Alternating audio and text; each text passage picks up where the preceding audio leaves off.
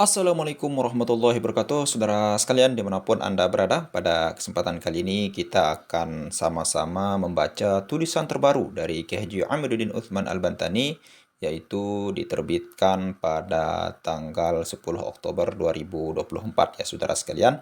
Nah, jadi judulnya sangat menarik sekali, yaitu publikasi 500 Muslim paling berpengaruh di dunia tahun 2025, Proyek Klan Ba'alwi.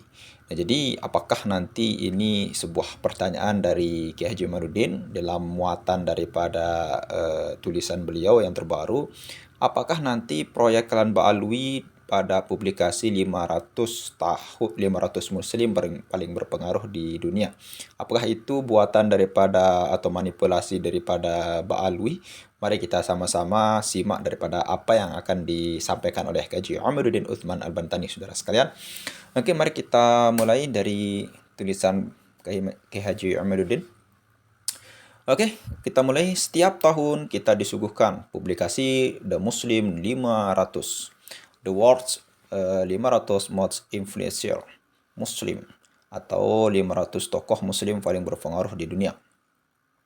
Dari sekitar 2,1 miliar umat Islam di dunia saat ini, ada 500 muslim yang dinilai paling berpengaruh. Oke.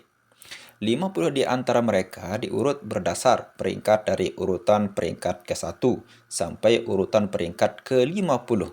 Sedangkan 450 tokoh lainnya dipublis tanpa urutan peringkat.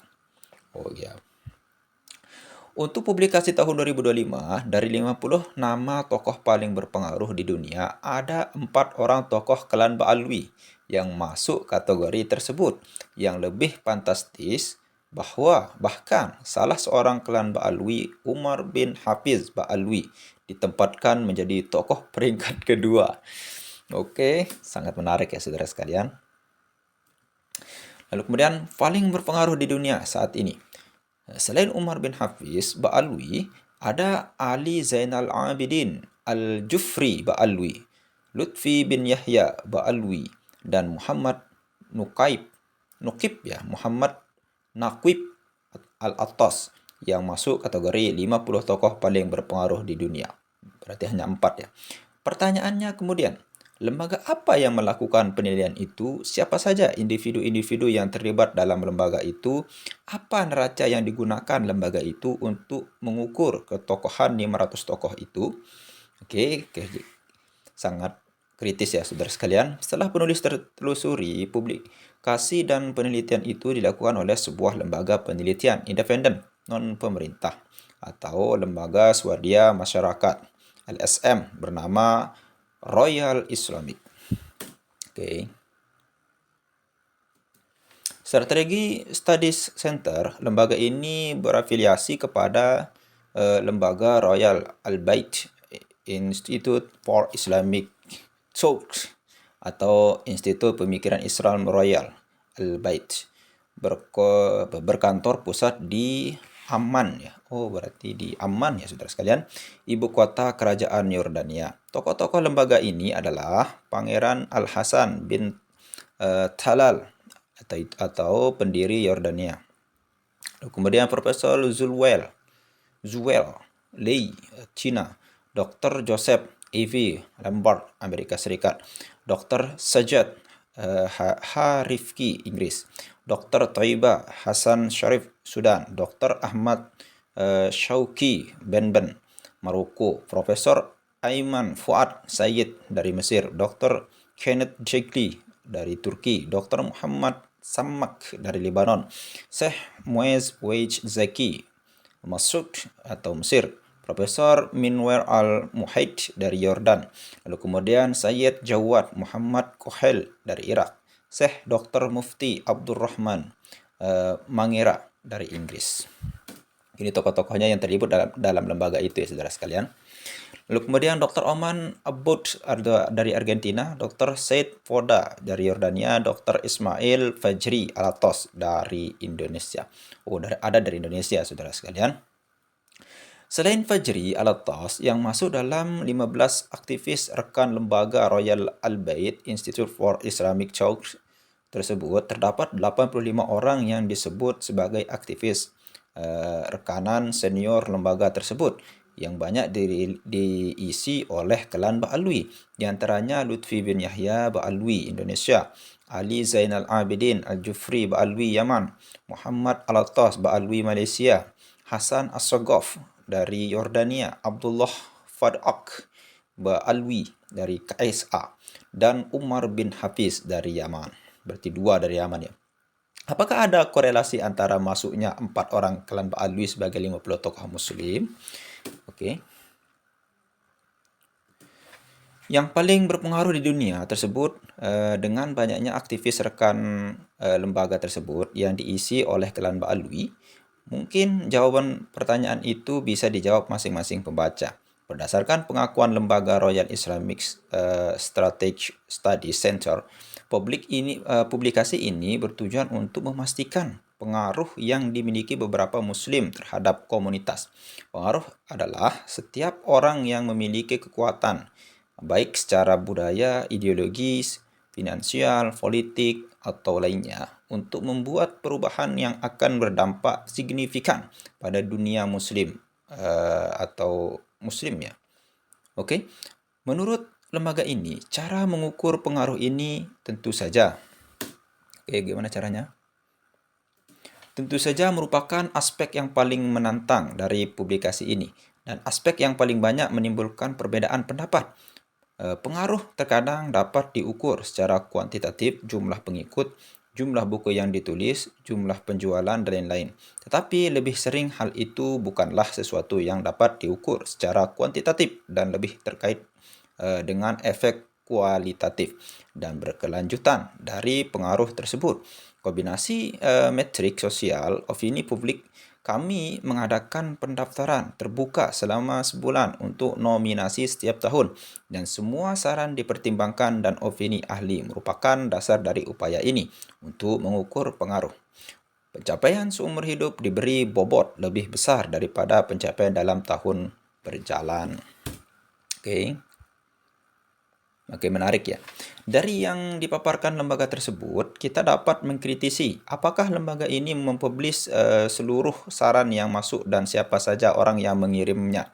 Lalu tokoh siapa saja yang disarankan. Kemudian jika neraca yang digunakan adalah pengaruh yang dapat diukur secara kuantitatif dari jumlah pengikut, jumlah buku yang ditulis, maka kita dapat membandingkan antara Umar bin Hafiz Ba'alwi, pimpinan Darul Mustafa Yaman, yang ditempatkan dalam nomor urut kedua sebagai tokoh paling berpengaruh di dunia, dengan Ahmad Muhammad At-Tayyib, pimpinan Universitas Al-Azhar.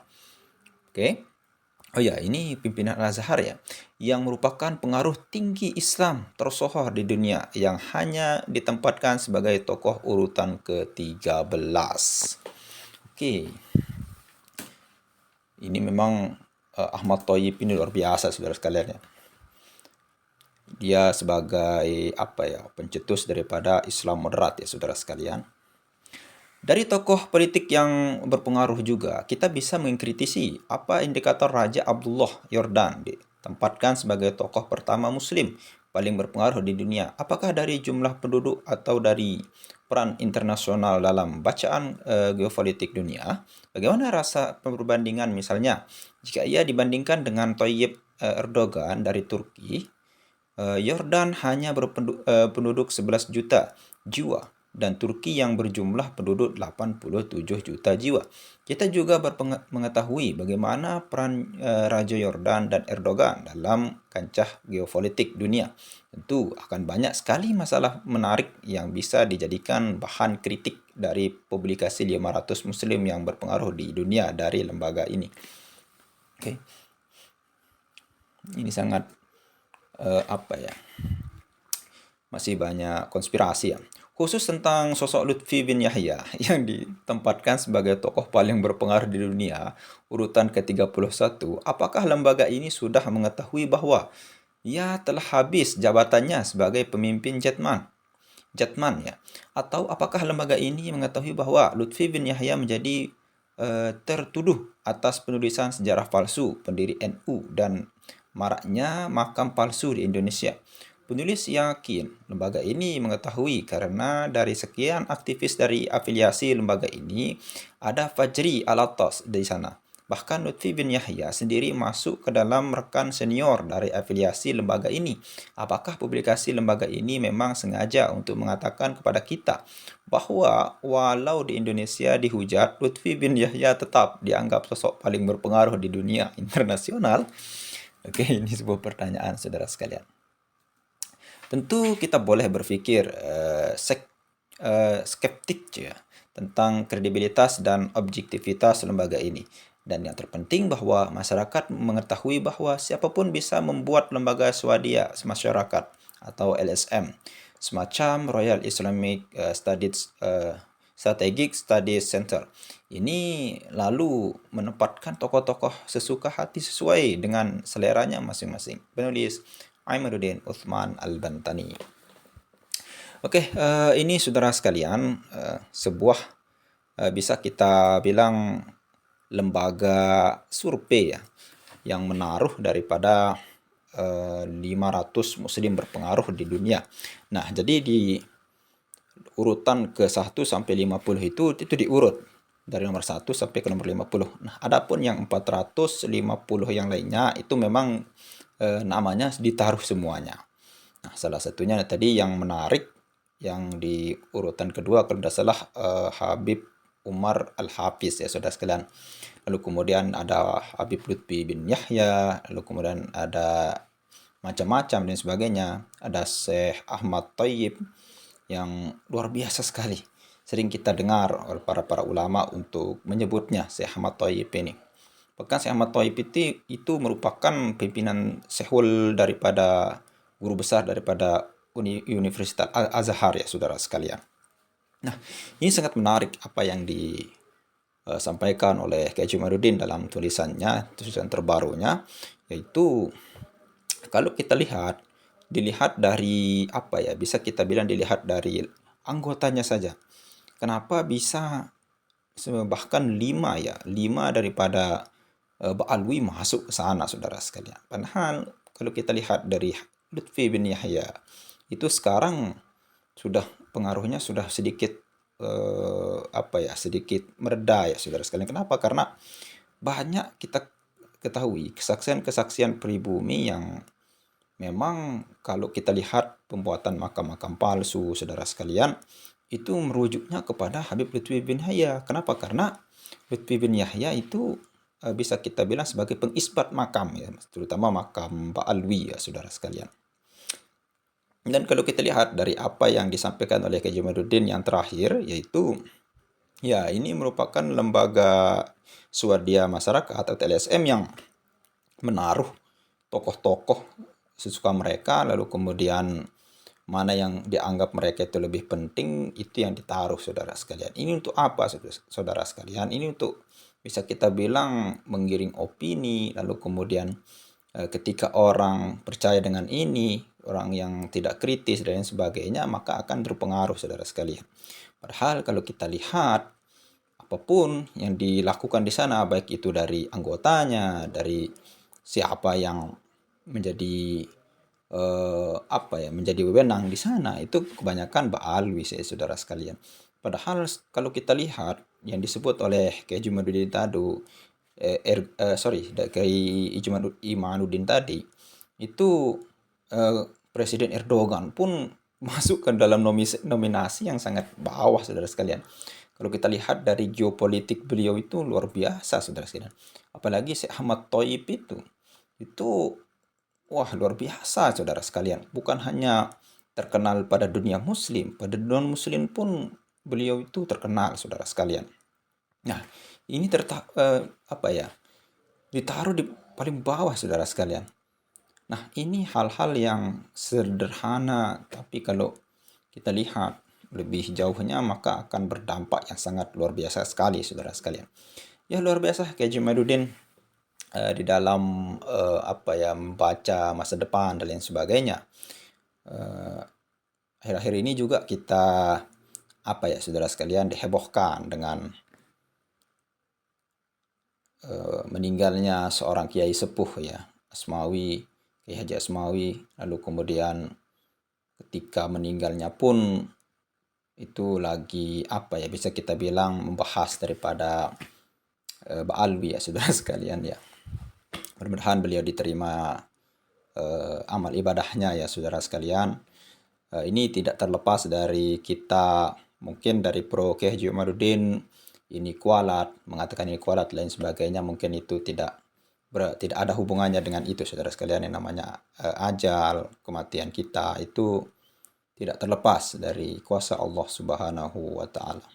Ya mungkin seperti kata di dalam channel KBN Nusantara itu, kalau yang pro Kiai Jumuruddin yang meninggal, kayaknya mungkin ini akan dikatakan kualat lain sebagainya saudara sekalian.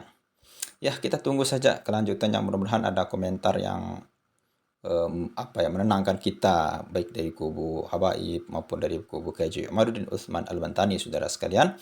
Ya mungkin hanya itu saja yang bisa kita sampaikan, mudah-mudahan tulisan ini bermanfaat. Klik saran dan komentar, silahkan kita berdiskusi di kolom komentar saudara sekalian, dan mohon maaf saya tidak bisa bahasa Inggris tadi ketika menyebut belajar bacaan bahasa Inggris saya agak sedikit kesulitan saudara sekalian. Ya mungkin hanya itu saja yang bisa kita sampaikan. Sekian, assalamualaikum warahmatullahi wabarakatuh.